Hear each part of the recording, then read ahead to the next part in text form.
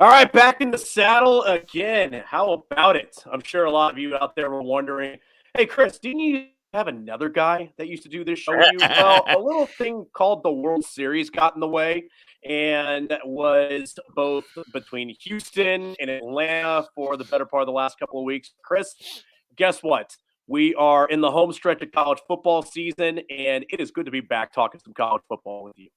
Yeah, it is, and of course, a lot of the fans in the deep South, that a lot of them that listen to this podcast, I would imagine, if there is a team of the South, it probably is the Braves. So a lot of people are excited about that, and sure watching with that. But folks, I have been telling the folks here all last week is now it's official. We just got 3 weeks left of what you call the regular hectic all day Saturday football, because then that fourth week is the conference championship week, which is fun, not as Mhm. many games, and then it's on to the bowl game. So to think about that when we're kind of really at the halfway point in the NFL, it tells you we're down to cases. And I said it on Scout's Eye last hour and I'm not done with all my film work, but I watch enough games and take enough notes. I don't know what the hell to do with, pardon my French, about the number 2 spot. It's just not, I can sit there and make a case for 3 or 4 teams at the number 2 spot and not be real proud about any of it because nobody's really been all that impressive. So it's going to be who can take the bull by the horns there. But my friend, just a lot of a lot of football left in the 3 weeks. That's going to in 4 weeks. That's going to shape the rest of this season. But a lot of news and a lot of frustration that's taking place as this season is unfolding. Well, the funny thing is to tie the Braves in on this is I think that if nothing else, Chris, you can have the lesson be to your team if you're a coach right now. Hey, look at them. They got hot at the right time. They started to play their best baseball at the right time.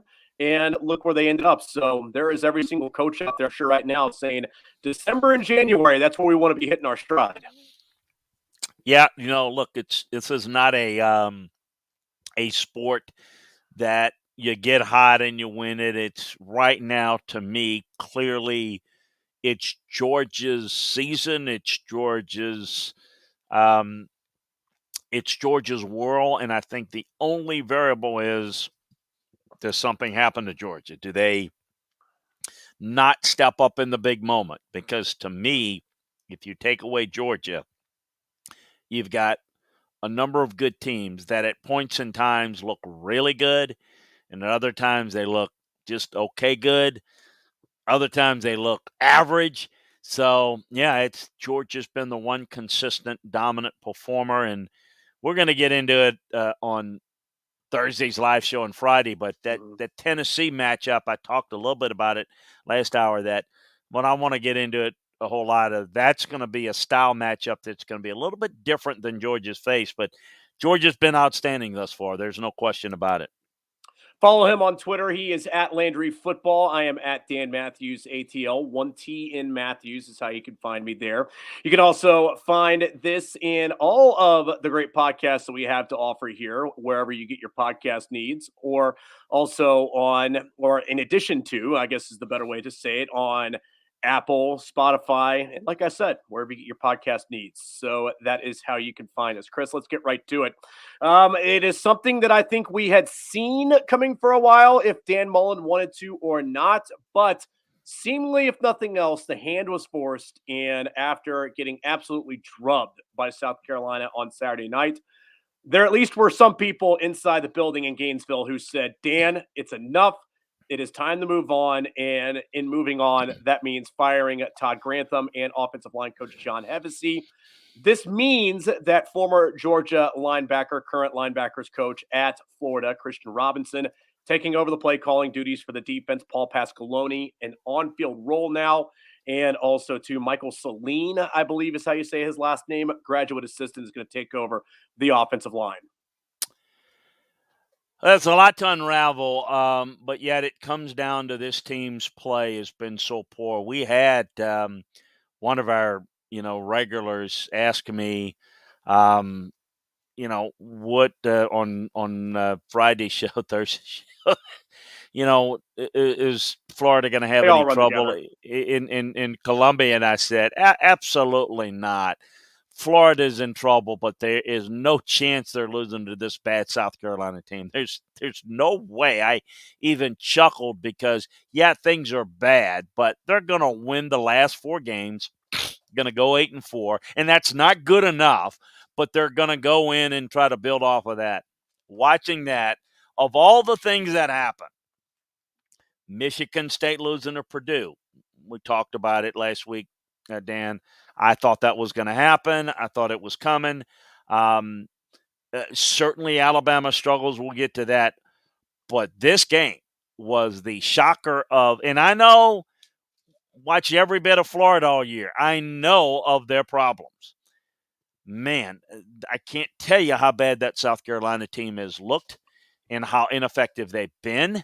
And my goodness, let's start with the defense. And the Todd Grantham move was expected. I think it was one of those things that happens when it becomes so embarrassing that the message is not getting across. When you get boat raced by a team that was struggling to move the football against air, that just tells you that you are not getting it done. We need to just move on, and it doesn't matter what you do. So Todd Grantham is out. John Hevesy is a little interesting because he has got a long-time relationship. Not that Todd Grantham didn't, Right. but John Hevesy had a long-time relationship with Dan Mullen, and I think he wanted to see where his situation stood.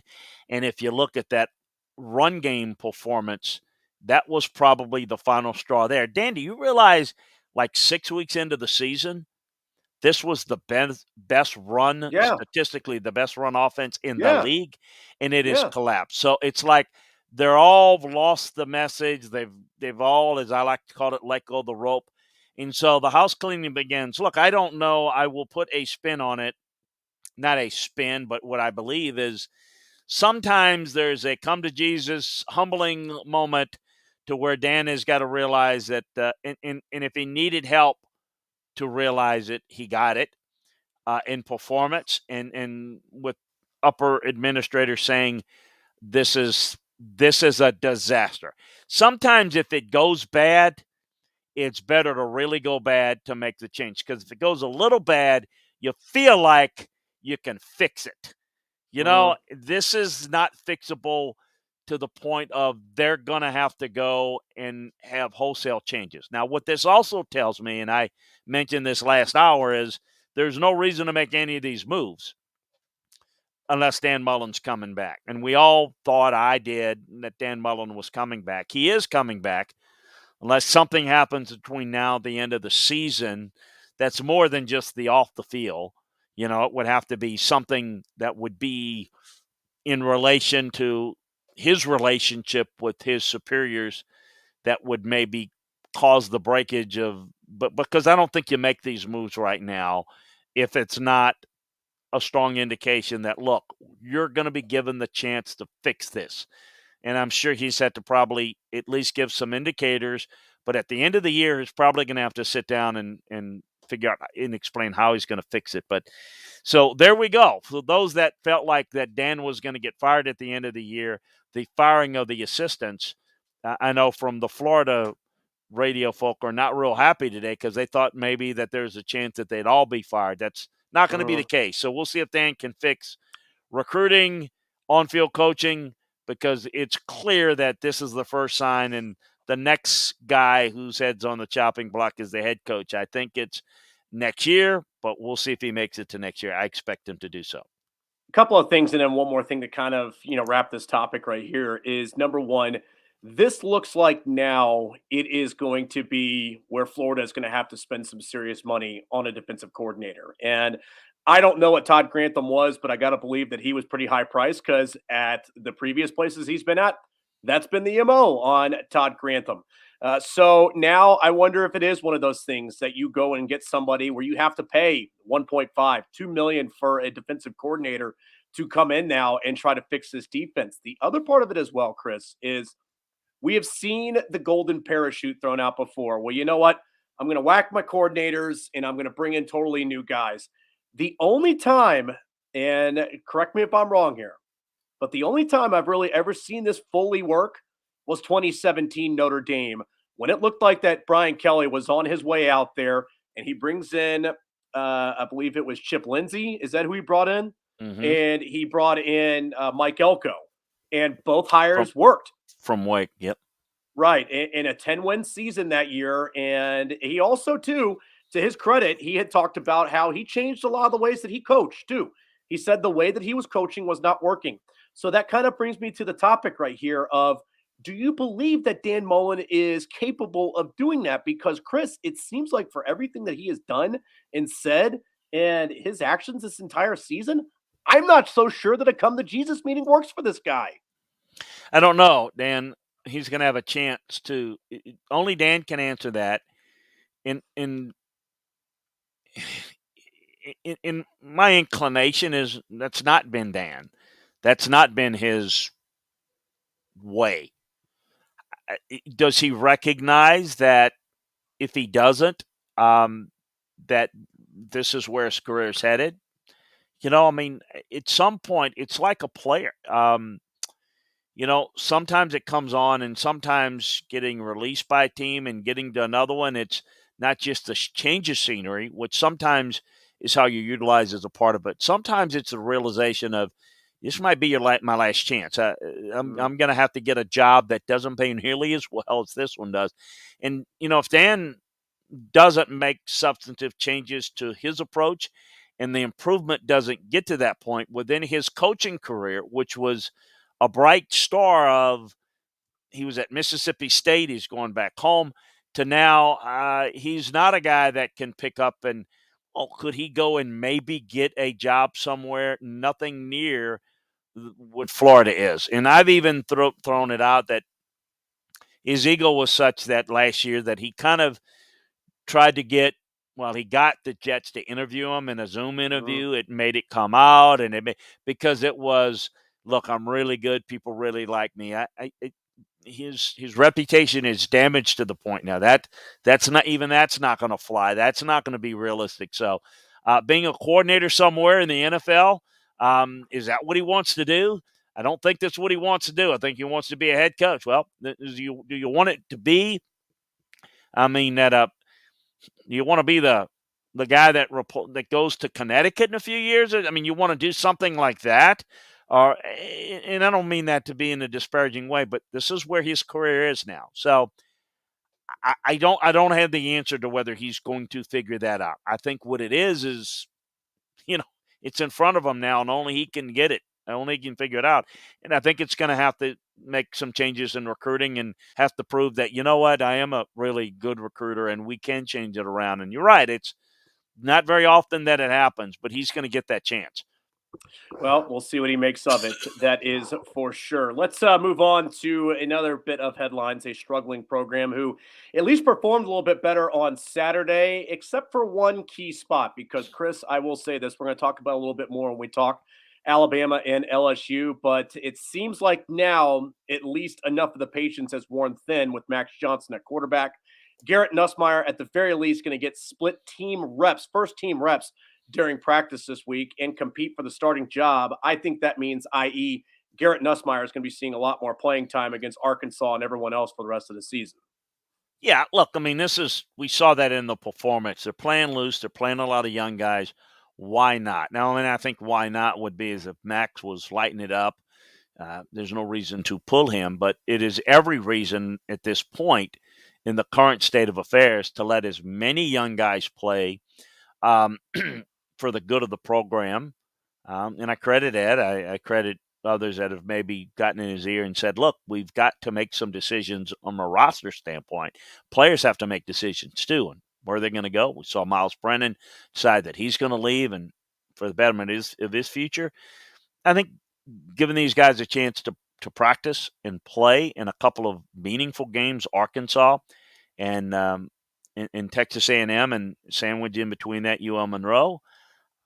I think it's justified. It makes all the sense in the world, and I don't know what Nuss is going to do. I think it's a good opportunity for him. So it's another ironically, both of these guys are sons of quarterbacks who have played both the college and NFL level fairly successfully, in particular Brad anyway. So look, I don't look at it as strictly, well, Max not the. I just think it's about giving opportunity, and again, I don't think Max is just light it up. I said last hour that he's got limitations physically, and I think he's got a lot of qualities, and I think better play and a better team and better coach around him, you could have been a little more productive. But I'm curious to see what at least Nuss can do, and we'll see which one or both of these guys both come back. What does the new coach think? I mean, a lot of things that need to be determined, but they're playing a lot of young guys. Why not at quarterback as well? Yeah, I mean, with Johnson, I was talking with somebody the other day about this, Chris, and I see a lot of this is coaching. A lot of this is just development that is not there this year. I do think, obviously, like you said, a former NFL quarterback dad, he knows how to play the position. He's got the intangibles. He can do all those different types of things. His feet are all over the place. He has zero trust in his protection up front. I mean, if you have a quarterback in those situations, rush or no rush, they are able to keep their feet a little bit longer than he was on Saturday. And we'll get into this a little bit later on, but I see a quarterback who has taken a step back from the quarterback who was so confident last year on the field in the swamp against Florida, leading them to a win that they had no business winning. And you almost were able to pull off that same magic on Saturday. But again, I see poor coaching around him and I see poor development. And that's where you lead to right now. Speaking of coaching as well, that is the part of this that I wonder with LSU, that if there is a way that this coaching search can go, where it is we know how important the quarterback position is. Let's rely upon somebody who is very adept at that spot on the offense. Or is it also as well, hey, we're not necessarily closed off to a defensive guy?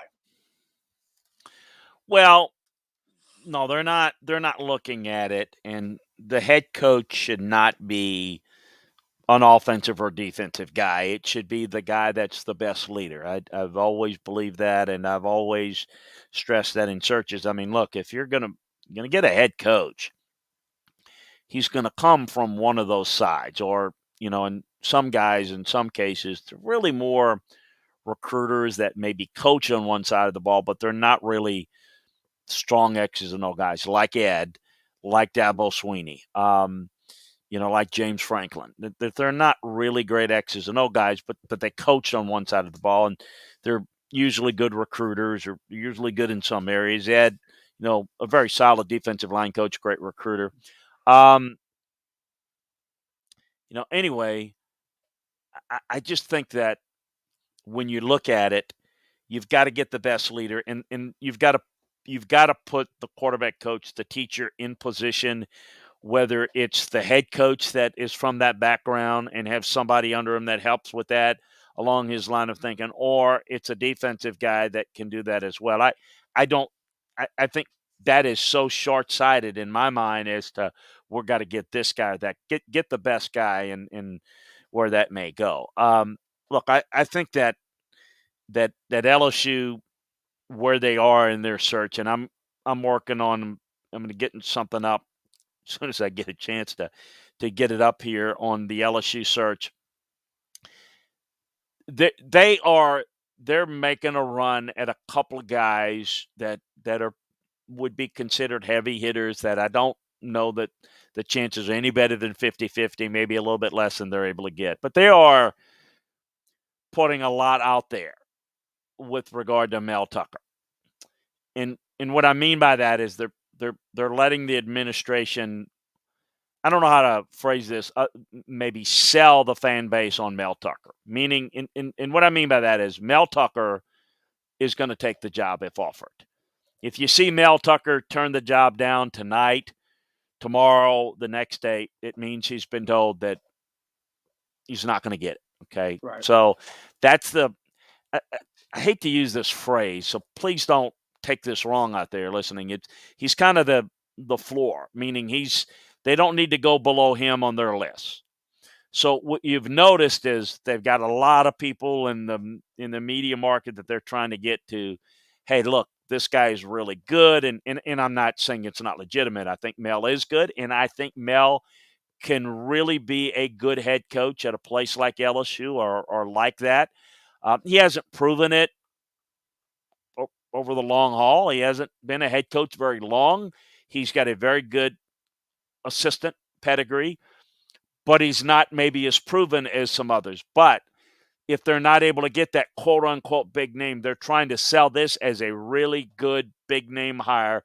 And a lot of what they're doing right now is trying to put that out there. I mean, you're seeing some of their, loyal columnists in the city floating that out there and all that. They're pushing that out there to kind of sell that, so that if it is Mel Tucker, that the people that maybe, how this works, fans will hear, oh no, that's and then you talk about it more and more, and before you know it, people get really excited about it. You know what? That's really good. So you get enough people to say it. People are just like the wind. They'll go along with it, and that's that. So that's kind of what they're doing. But at the same time, they're trying to swing for a couple of other big fish, so to speak, to use another analogy. And if it doesn't work, they've got their guy. So, look, I think you're going to hear some people begin to quote unquote not take their name out of this job, but you're going to hear people whose names have been associated with this job either going to re up with new deals or recommit themselves to their. I'm not saying that Ole Miss or anybody's going to do something different or add more money or add more. I'm not saying. I'm just saying you're going to hear more and more of those folks say he's staying, and because that's kind of the way it works.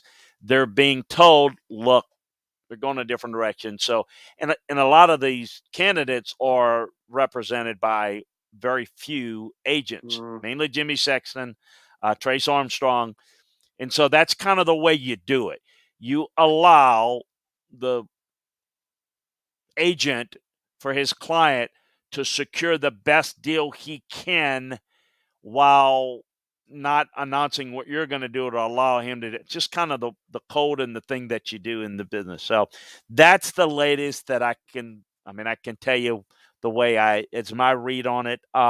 Look, Scott Woodard has kept this very, very quiet. I'm glad he has. The people in the administration is not really involved, but it's been clear that they've kind of been given a mandate to kind of deal with that. And then we'll see if he can land a couple of guys that he would like to land, and we'll go from there. I have talked. One of the keys to do this is, again, if Scott's not going to talk, which I fully support and encourage. I have talked with a couple of other people that are prominent head coaches that I know that are good friends. That one of them that I talk with that is not really interested in leaving where he is. He's a good friend. Talk with him and ask to talk with him. Tell him what it is. He sees all the great things about it. It's just not for him at this stage. Right. And I think there are a couple of others that feel maybe a little bit more like that might be the right thing for him. So we'll see how it plays out. I think we're going to know in a couple of weeks.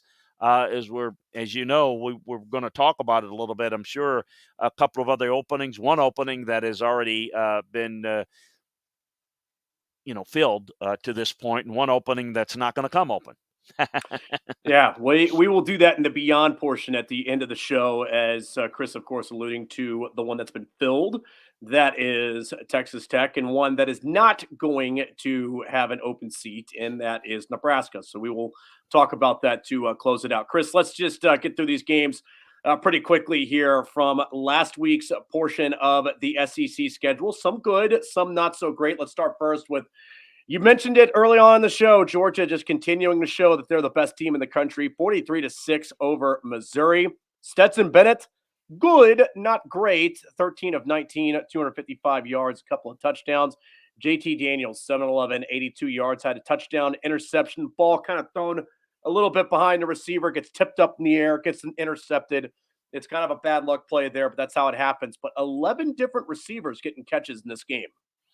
Yeah, there's no doubt. I mean, they're I think the defense, we know about what they're able to do. It's kind of legendary status there, and without Connor Bazelak, you didn't think they would be able to do much, and they were not. So really, offensively, started off pretty slow, but they were able to make enough big explosive plays in the game. I thought the quarterback play was pretty good. I mean, the ball to Arian Smith was where it needed to be, and I think that Stetson plays with a lot of confidence there. I think the running backs, played really well. I thought the receivers and the tight ends continue to play well. I thought the offensive line had a really good, solid performance. Over on the defensive side, outside backer play was outstanding again, man. Just so really good. The defensive line was very good. Thought the inside backer play was outstanding. Dean and Tendo and Walker, really, really good. But the secondaries, played really well. They're getting pretty good play at the star nickel position. So really, really good, solid on special teams.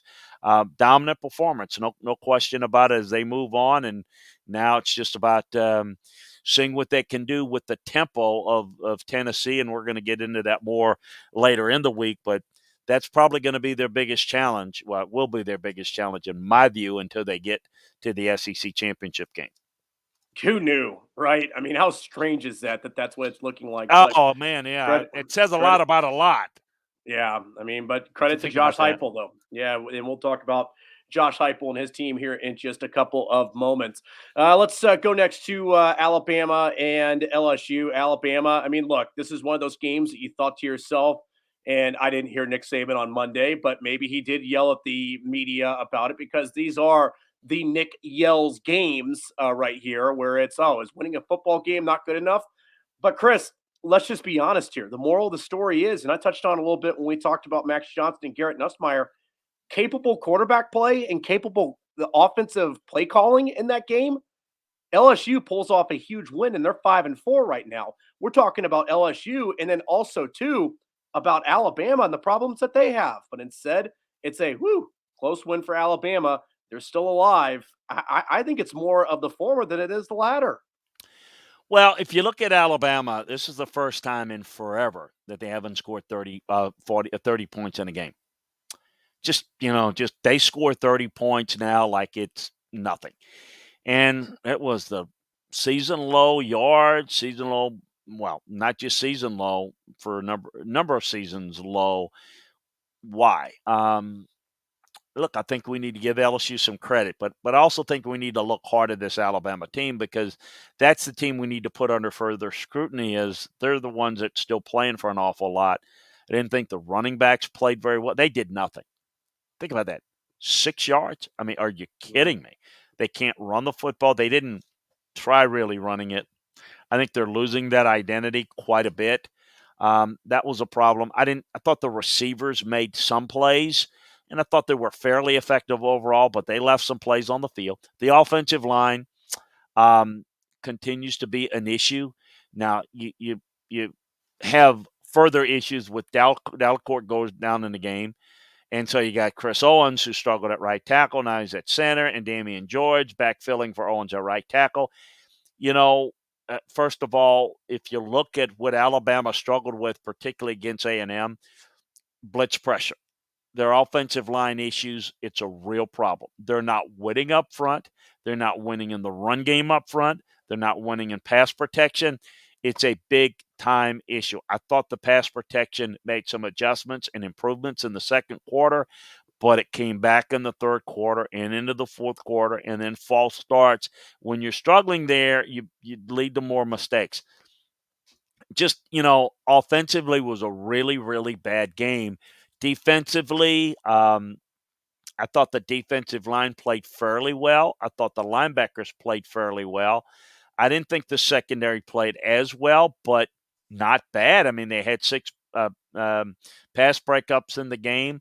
Obviously, Kool-Aid came in the second start. And look, I mean, I thought they did some good things defensively that they came up big. I mean, they came up big when they had to do it. I thought that LSU, you see the talent that they have, and you see that they played hard. They're also playing loose. They're also playing, and you could say, well, they could just, play it out. Well, they could, but it's a credit to them. It's a credit to the staff. But it's also, I think, probably getting the point across to the young players. Look, you're putting on film. That's your resume for your next coach. And so whether you're going to have a future here, whether you want to have a future here, you got guys that are going to be part of the future or going to want to have a part of the future here Mhm. as opposed to guys that maybe are moving on. And so they're playing guys that are playing hard. They're not, and I just think that to me, this game, it said a lot about LSU. It says more about Alabama. What is Alabama? Who is Alabama? Alabama has been woefully inconsistent. And I think the reason why Nick Saban has taken approach, he's not taking that approach after games like, this team is too cocky or whatever. I think apparently knowing him as well as I do, this team is working really hard. I don't think there's much leadership. I think there's a lot that was lost on this team that just hasn't been filled. The offensive line, I think Will Anderson is good as any player in college football, but Yes, he is. there's not the difference makers around him to the degree that it has been.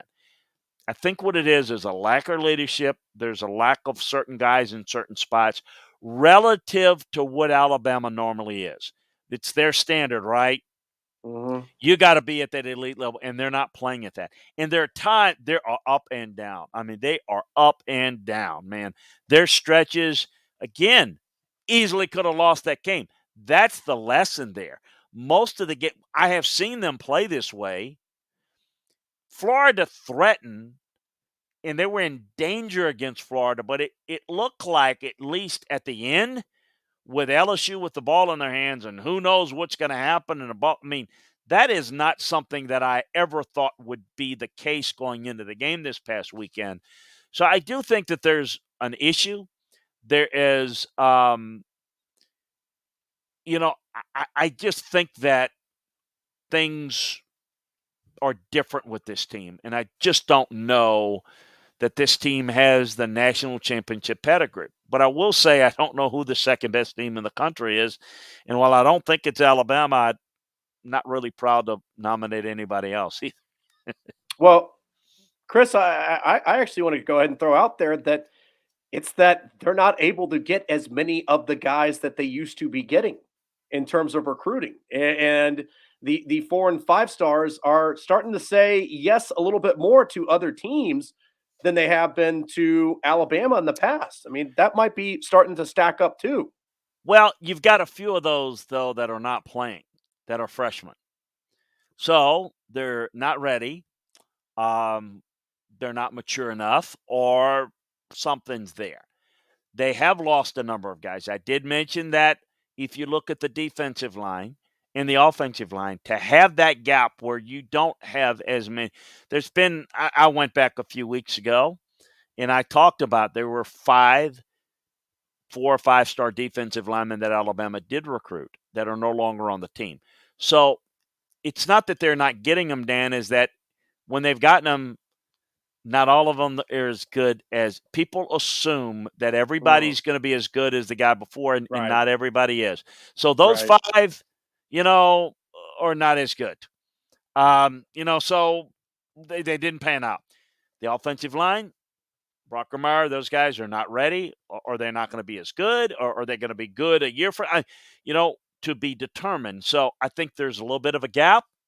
And I think it's a lesson that even at Alabama, relative to what they normally are, it doesn't mean that every team is going to be as good as every other team that Alabama has. And if you take Georgia out of the mix, you know, how does it look? I mean, right now, this appears to be Georgia's year. The Georgia talent, the Georgia depth. They look like Alabama normally looks, right? So Hmm. it looks like but again, Alabama looks like that more often than not. And when they're not this year, that says, well, what's wrong? Well, the Right. reality is like, well, what's really wrong is they're just not as good as they have been. And I don't know that you can expect them to be as good. every year as it was last year, or some years it's not going to be as good as the others. High expectations is a dangerous business, and nobody knows that more than Nick Saban. That is for sure. All right, let's move on to Texas A&M over Auburn. Not a single offensive touchdown scored in this game. The only time that someone got in the end zone, Chris, a scoop and score. Michael Clemens taking it the other way. And then you got the 2-point conversion from Zach Calzada to Anais Smith. Calzada, okay in this game. I think if nothing else, Chris, he has shown that he is tough as nails. I mean, he has the banged up ankle against Alabama, comes back out there afterwards on the field. Speaking with Texas A&M's radio team, he says, I had to get back out there. We had to win the game. And then this week, had the shoulder come out of place. They're throwing it back in, and he's back out on the field to try to beat Auburn. And all things considered now with Texas A&M, Chris, this is a fan base now who probably looks at it and says, the Arkansas game, we probably weren't really in that game from beginning to end. That Mississippi State loss is hurting a lot more right now because we would be talking about a team right now at Texas A&M, Chris, that if they didn't have that stub toe against Mike Leach and Mississippi State, we're talking about them taking on Georgia in the SEC championship game and not Alabama. You're probably right. And I say probably because I wonder what happens in that Mississippi State loss if it didn't spur on some changes that may have allowed them to take that step against Alabama. So we'll never know. Had they won against Mississippi State, would they have beaten Alabama? The assumption is, well, maybe not. That's true. I'm with you though. They didn't do a good job against Mississippi State, and they struggled defensively, making some mistakes. Since then, this defense has looked as good as anybody's in the country, with the possible exception of Georgia's. Since then, they've been maybe as good. It's been dominant defensively. They get after you. Look, it's not just about and breaking down the tape. I watched it. I broke down the tape. It's not about Auburn's. This was pressure induced. They absolutely just annihilated Auburn's front. It was impressive. And offensively, A&M ran the football. They had 409 yards of total offense. They're running it, and they're playing good defense. And look, Calzada's tough. Go back and look at that game, though. People looking at it, and they see stats, and they look at highlights, and they're watching it. I watched it, and I saw it when I went and looked at the tape, Dan. Calzada played better than I think people know. A lot of drops in that game. Mm-hmm. Could have made a difference. Probably a couple of offensive scores in that game if there's not drops. Now, ifs and ifs. So some of that's on the receivers. I look at this A&M team, and I do think that from a passing game standpoint, they're not quite as good. But I think that is inconsistent play at receiver, and I think at time inconsistent reads and play by Calzada. But you're right. He's tough. And, if I said right now, and I said it last hour, that A&M is the best team in the West playing right now. They're playing better than Alabama. I would have to say right now in the moment that they probably are. And look, they got the win over them. So heck, why not? Very, very impressed. But a lot of drop, and Wiedemeyer dropped 4 balls that were really critical in the game. Smith dropped one that would have been a first down and gotten them out of trouble in their own end. They had 3 straight 3-and-outs inside their own 20. Somehow survived, with no points. So those, when you look at it, moving it effectively, the drops were a big part of the contributing factor towards their offensive inefficiency. This team's really good. I think they're gonna. We'll get into the Ole Miss game. Going to be an interesting matchup, but very, very impressed.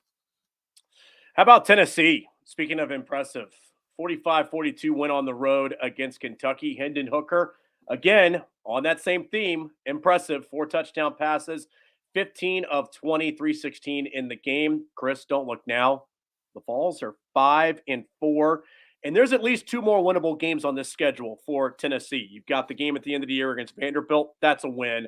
And you've also got South Alabama on the schedule. That's a win. Chris, chalk holds. Year one for Josh Heupel. This team is likely going to go 7-5. If you told anybody, I'm sitting at the end of the bar right now in Knoxville, Tennessee, and I say, guess what, guys? End of the year, you're going to go 7-5. I probably would have had people looking at me like I had four heads on my shoulders because they would have said, with all that we lost, Wanya Morris and every single player that we lost and every single bit of defensive depth, and the fact that the NCAA is breathing down our necks, 7-5, are you crazy? Credit to Josh Heupel and that coaching staff at Tennessee. He's done a good job. It makes me wonder because when you're not coaching him, you don't know. But it took them a little while to figure out that Joe Milton can't play. If they'd figured that out earlier, they probably win the Pitt game. That was was a game. Was it Hendon not playing well, practicing well, well enough to earn it? I don't know. But they look really good. Very impressed. Dan, the most unbelievable thing, I mentioned it last hour, they had like 13 minutes of time of possession to like 42. They scored it all on explosive plays. Kentucky, it's the tempo. They get you misaligned, and boom, they just scored. It's just, it's the explosive plays that they get. And I mentioned it last week. I said, look out, Kentucky. I said, because Kentucky off the Mississippi State game last week, everybody thought, oh, they're going to rebound. I'm like, look out. Look out. It's a tempo game. Run the football on their defense, control the game that way. Well, Kentucky did it. They did it. They did just that. They couldn't stop the big plays. There was 1,037 yards of total offense in this game. But, it was a pick six that helped the Vols here. So while it wasn't a lot of stops, they just get enough big plays. And look, I thought Kentucky did some good things on offense. They had Chris Rodriguez back, probably win the Mississippi State game if he's healthy and playing. It's great for Tennessee. 5 wins, 6 wins tops, I thought. 7 is phenomenal. And we're going to see what they can do tempo-wise against Georgia. Going to be a lot of fun. But it's a fun game. Disappointing for Kentucky because they're thinking they're going 11-1, right? It was like, look, you're pretty good, and the East sucks. Let's just call it what it is. It's bad. South Carolina's bad, and I know we'll get to that in a second. Florida's down, Missouri's bad. Vanderbilt's bad. Just eat up on that. And of course, you get Tennessee this. They lose to Mississippi State. They lose to Tennessee, and I'm not getting any more questions about why are you not talking more about Kentucky as a outside playoff. I'm like, come on, let's beat somebody good, and that was before the Mississippi State game. The reality is 9-3, and I think they can get there, is going to be disappointing, which is in and of itself a statement on the East and a statement on, maybe where the expectations are with Kentucky now with Mark, that they're going to be disappointed with 9-3. I thought 9-3 at the beginning of the year was great. Now it just doesn't look or feel as good because they're just stumbling down the stretch. Yeah, I get it. And it also shows you the expectations in such a short amount of time that he's created there at Kentucky for football. Because 9-3, most years, I would have said, oh my gosh, this is amazing. How did you do that here? Now it's, man, you were supposed to win maybe even 11-10 this year. Kind of disappointing, Coach. So I'm just disappointed in the defense, though. How poorly they're playing against the pass. That's what's killed them. And I don't think Vanderbilt doing it. But I got to tell you, I just be careful against Louisville at the end of the year. I don't think they'll lose that, but defensively, I'm just a little bit surprised that how they're losing it down the stretch. Georgia threw it on them. Mississippi State threw it on them. Kentucky threw it on them. Just interesting. It's offensively they're scoring points, but Let's get to these final three games here pretty Yes. quickly before we get to Yes. the Nebraska and Texas Tech. South Carolina 40-17 win over Florida. We talked about the storylines from the Florida side. For South Carolina, Josh Vann, somebody that they've been waiting to come on for a while. Chris, 7 catches, 111 yards, a touchdown in this game. Third team quarterback, Jason Brown now. Couple of touchdown passes in this one. I talked about it with Tennessee. South Carolina's path to a bowl game is a little bit tougher if they can go on the road this week against Missouri and win, which I think they can. I don't think that that's going to be trouble. But right now, the Gamecocks find themselves a game away. And for a guy like Shane Beamer, who is trying to really rebuild this program, Chris, an extra 13th game this season would do wonders for that South Carolina program. It would, and look, I want to give all the credit, all excitement. This is about Florida and what Florida couldn't do. I just I just don't I don't know. You're right, Missouri, they can win that. Missouri's bad, but that could go either way. They're not going to beat Auburn, and look, Clemson's not scoring a lot of points. I still expect them to lose that. We'll see. To me, I think we're going to see it the rest of the way, but they just don't have a lot. This is a team that can't move the football against anybody. And as we said at the beginning of this show, um, what was Florida? I mean, this to me was more about what Florida was, and I want to give all the credit. And I'm not glass half full type of guy, but just I didn't see a whole lot that impressed me other than the fact that they took advantage of Florida, and that's what you're supposed to do. Because you know what, they could have played just as poorly with a lack of energy, a lack of focus, and Florida could have got out of there with a 23-17 win. They scored 40 points. They dominated this game. So to me, the attaboy is they not only won, but they kicked Florida. I mean, they jumped on them, they stayed on them, and they never let them up. And that was impressive. So is that something to build on? I'm hoping it builds for them something into the offseason, into the recruiting.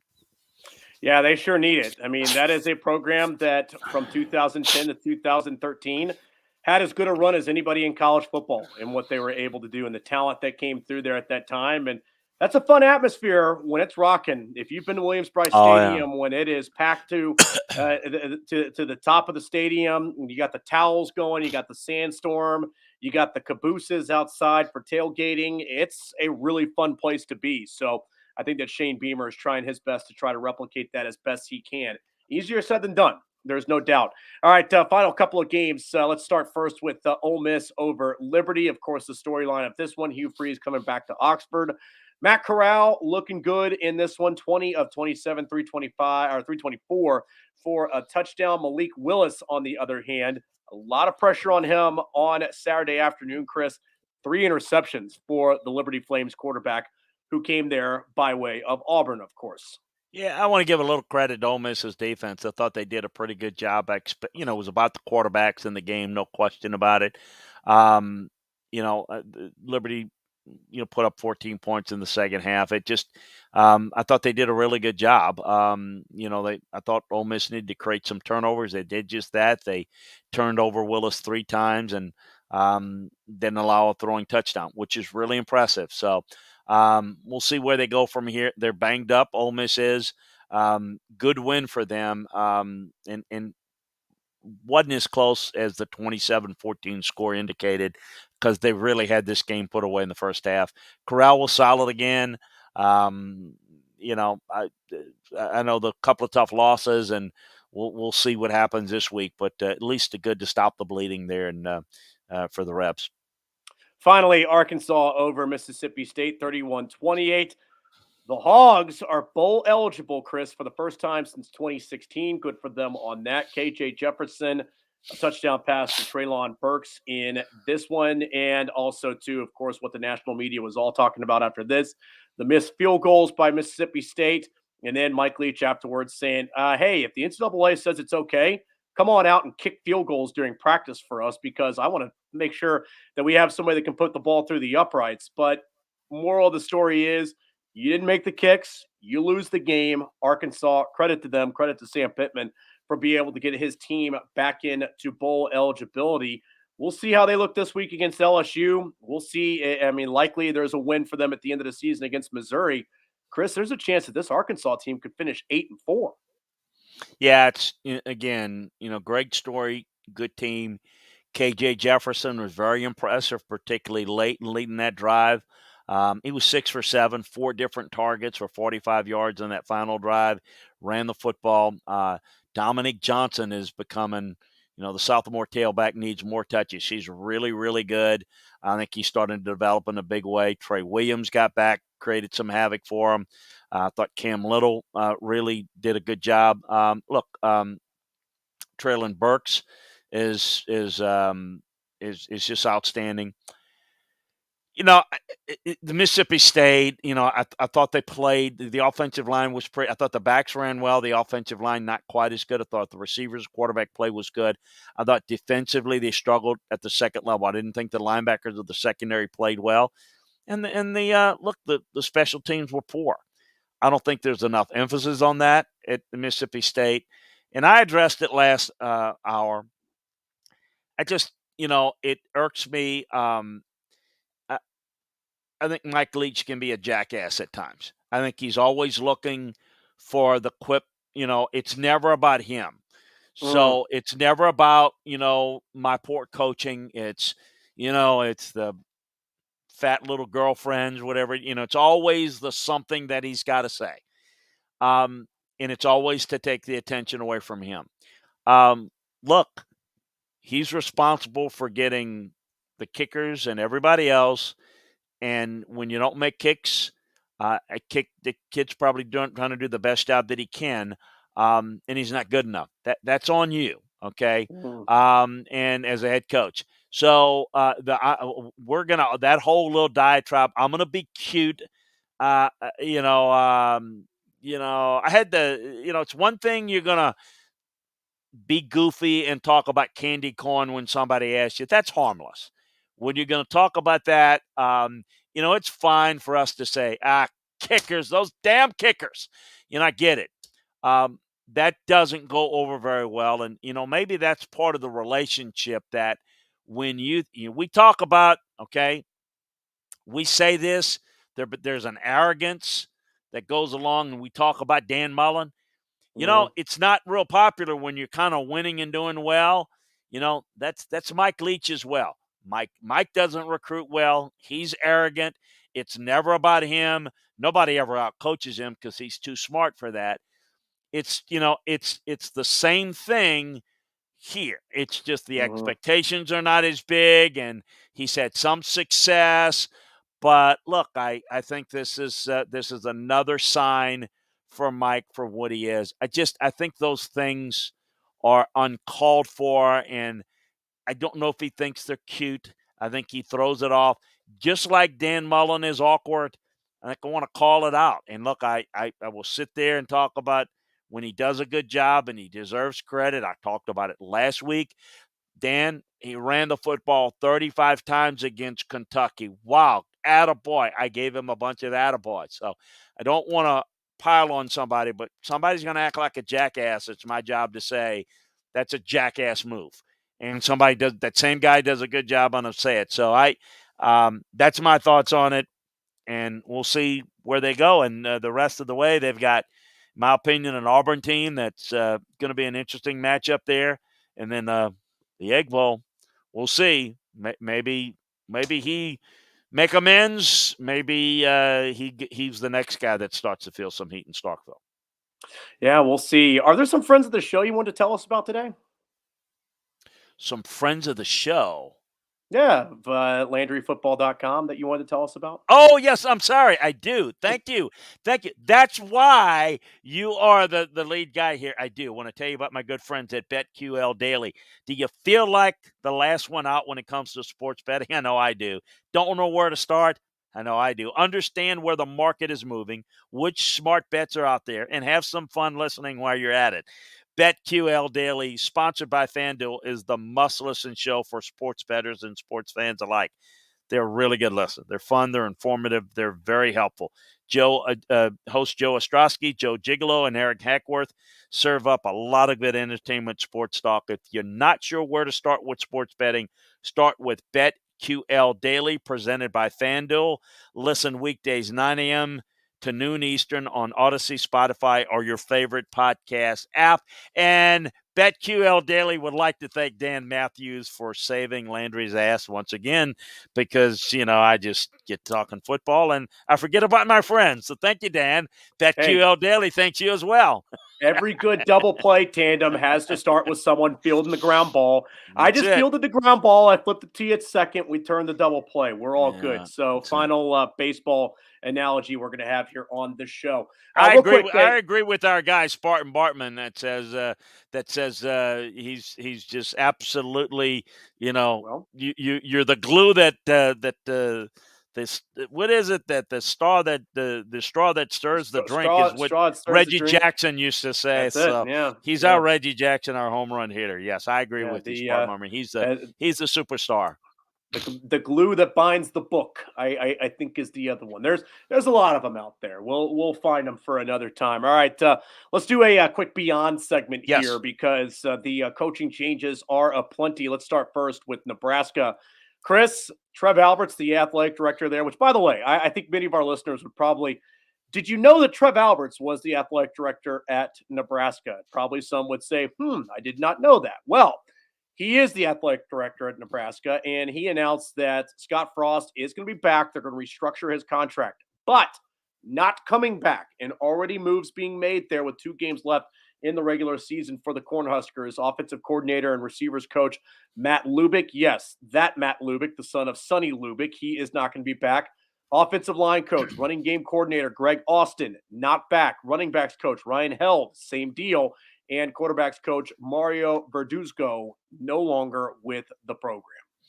Yeah, the plan was, and I'm working on a piece for this for LandryFootball.com as well, to look for this, that as Trev looked at it, obviously Scott's one of their guys, and I mentioned this, that if you watch Nebraska play, they play hard, they play fairly well for stretches. They have a lot of mistakes in finishing games. They kill themselves. I use the phrase, the first step to winning games is to learn how to not lose them. No one loses more close games than Nebraska does under Scott Frost. And so, obviously, those 4 coaching moves, and I think there'll be others. They've got to remake what they're doing on special teams.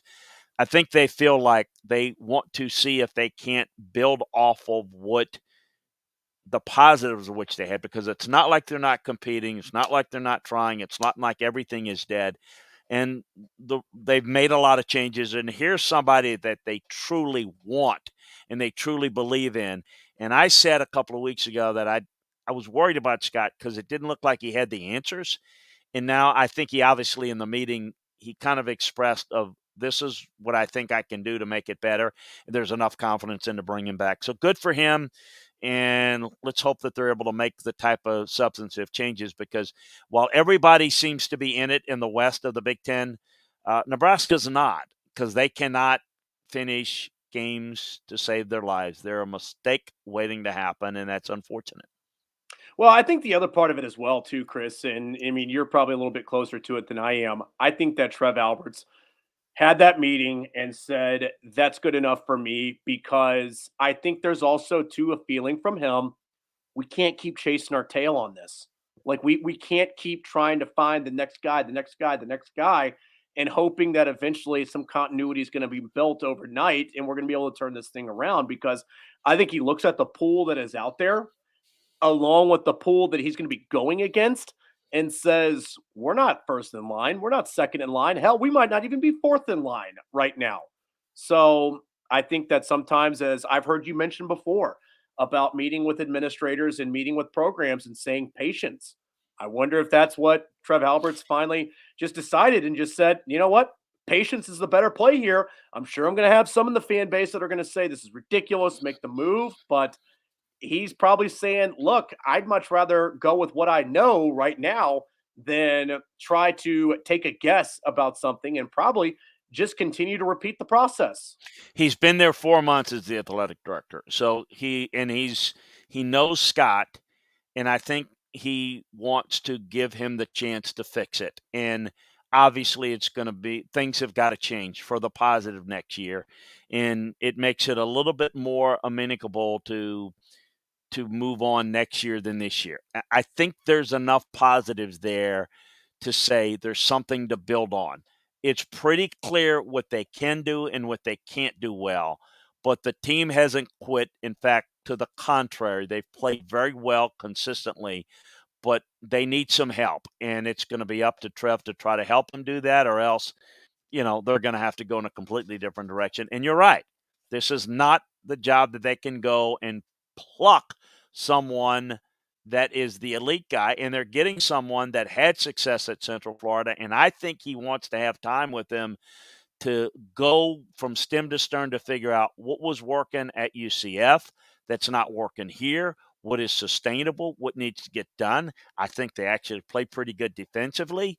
I think there's some things that Trev could maybe help, and I think he feels like, you know what, maybe this is the first off season he's going to have with them, and I think he's going to help, and I think Scott's willing to do it, and I think the restructuring of his contract for 2022 makes it a little bit easier. It was a little bit of a Jim Harbaugh-ish type thing to where, you know, he was willing to do that. I think all of that says that, look, Scott wants to be there. He wants to make it work, and they want it to work for him. So all that put together is the reason why they're going forward with him.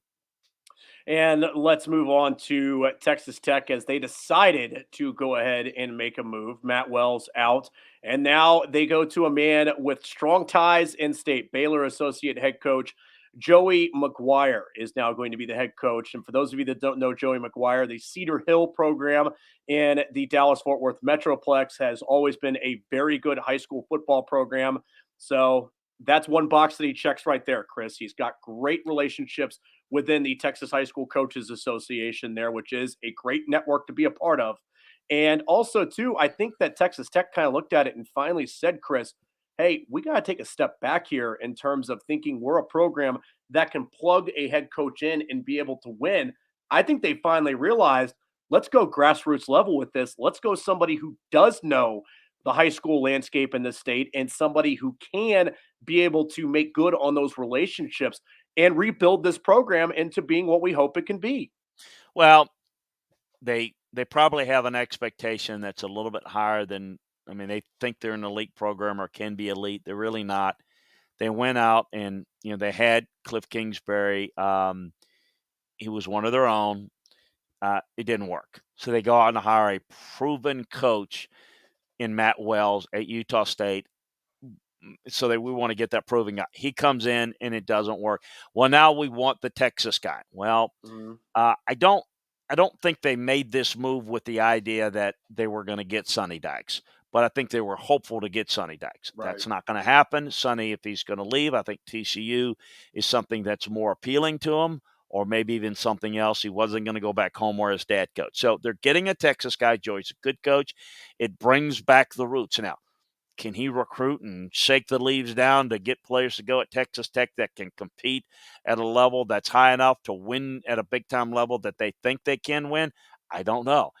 But they're trying. I think they were frustrated a little bit with Matt, that the strength that they thought they would have in him, that it would be a tough physical developmental program. And I thought they were some loose ends that on the field coaching that was disappointing on a consistent level. So they're going to try a different way. That's what you try to do. When you make coaching hires, college or NFL, you usually end up going different than what you have. You got a guy that's, not real loose play. You get a disciplinarian. You get a disciplinarian. We need to get a little more player friendly. You get an offensive guy. You go the opposite of what you have, and that's what's going on here. All right, real quick mailbag here to close us out here. Appreciate everybody catching up with us here. It's good to be back with everybody as well. You see the World Series hat I have on my head, so a little bit of double duty the last couple of weeks, both the World Series and also to the Chuck Oliver Show, but full time back at it, home stretch of the season. So here we go. Kevin Neely wants to know, has Nick Saban had Alabama teams in the past where he has struggled to get his message across, like this team? Yeah, the 12 team. I believe it was 12. Yeah, that I think was actually it around was it 2010? I think it was 10. 2010 after 10. the national title. Yeah, Yeah, it because was 12 they 10. won, It was and in 10. in, It in was 11 they 10. won too. Yeah, It was 10. Yeah, the 10 team had pulled his hair out. Yeah, no, that was yeah, he's had him. He's had him. I mean, not very often, but look, this is for the reason that we mentioned. It's young, and so it's not like they're not. I don't think they're absorbing it. I think they're trying. I just think they're missing a lot of key pieces, and they're missing the leadership. And so, and look, I think you have to look at it with a lot of coaching changes, which he has. Not every message goes across just as well. I'm just wondering if Doug Marrone is maybe asking a lot of his offensive linemen to the point where young guys can't get on the field sooner, or young guys just not ready. It's tough. You have a true freshman play at left tackle, right tackle. That rarely happens. So, yeah, no, it's happened before, just not all that. And yet, we're talking about it as they've lost 3 games. They just yeah, by their standards, they're not as good, not as good. yeah. No, I mean again, expectations. That shows you how tough it is at certain places, and you're exactly right. I mean, I think that probably you do see a little bit of patience from him because it's not a talent issue. It's not a effort issue. It's just a probably they just don't know, Chris. Like they just don't know how to do it yet. The kids are trying, and it's not that they're not.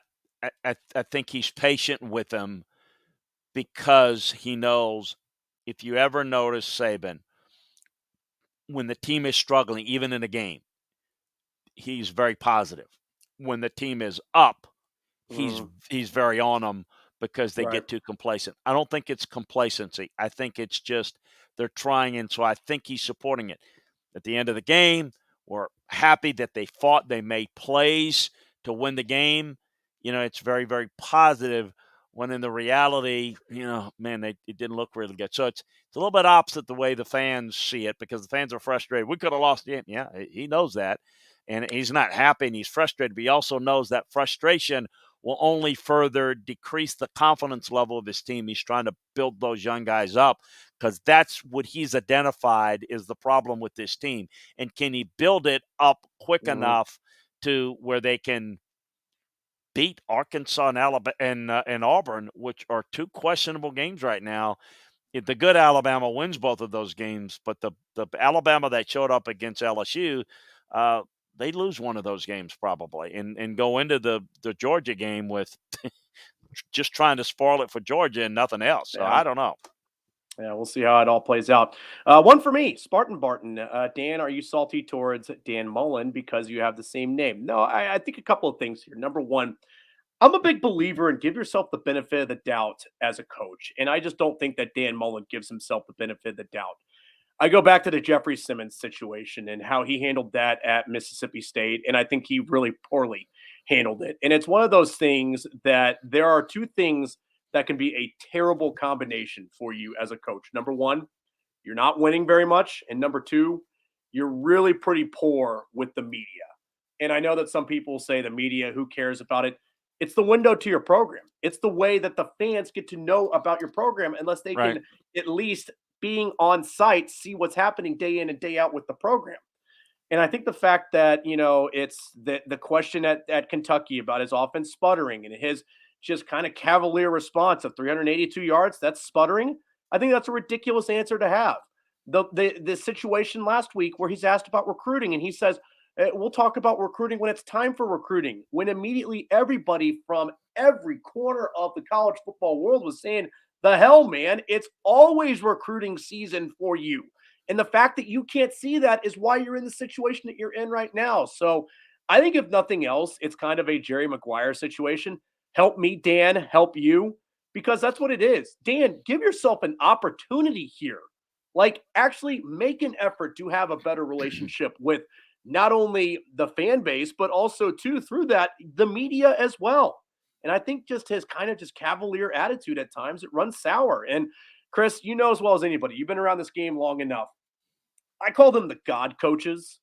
And these are the types of coaches that I just can't stand. It's the I know more football than you. Does that make you a really good football coach? Because you should know more football than me. You're in a position where you need to know more football than me.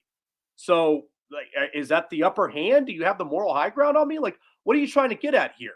And I think there's a little bit of that at play right here. That I think this offseason, I think if nothing else, he kind of needs to have that Brian Kelly self reflection. Like I talked about, Brian Kelly, when you thought he was going to be out after the 2016 season, he said, I got to make changes. Otherwise, I'm going to be in a position that I don't want to be in. That's no longer the head coach at Notre Dame, and probably finding myself in a coaching position that I don't necessarily want to be in. So I think that Dan Mullen's got to make that decision. Yeah, well said. No question. Yeah, he sticks his foot in his mouth, no doubt.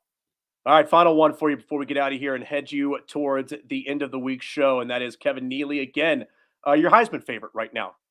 Put a question mark above my head. I don't know, Chris. Yeah, well, look, the games in November are the ones you remember. The Heisman will be determined this month. It always is. And right now, I'd probably vote for Kenneth Walker, but it's not about right now. I mean, it's about how it finishes. I mean, you can go every year. It's about that. So that's to be determined. It doesn't matter right now. It really is about how you finish. So we'll see how guys finish the rest of the way. You look at the quote unquote favorites. You can be the favorite and then fall off the map. Kenneth Walker goes up against Ohio State, doesn't play well. He'll be out, and somebody else will be in. So stay tuned the next 3 weeks, 4 weeks. This is always the funnest time of the year. I always look forward to it because we get to get fat at the end of the month. That's what we always look forward to. Right, Lord knows, right. Lord knows, I probably need to give myself more of an opportunity to not get as well. We'll worry about that later. He's Chris Landry. I'm Dan Matthews. You out there are the audience, and we always appreciate you joining us right here on SEC Football and Beyond. You can follow him on Twitter. He is at Landry Football. I am at Dan Matthews ATL. Always appreciate the follows. Always appreciate the interaction there. We'll talk to you later on in the week. This is SEC Football and Beyond.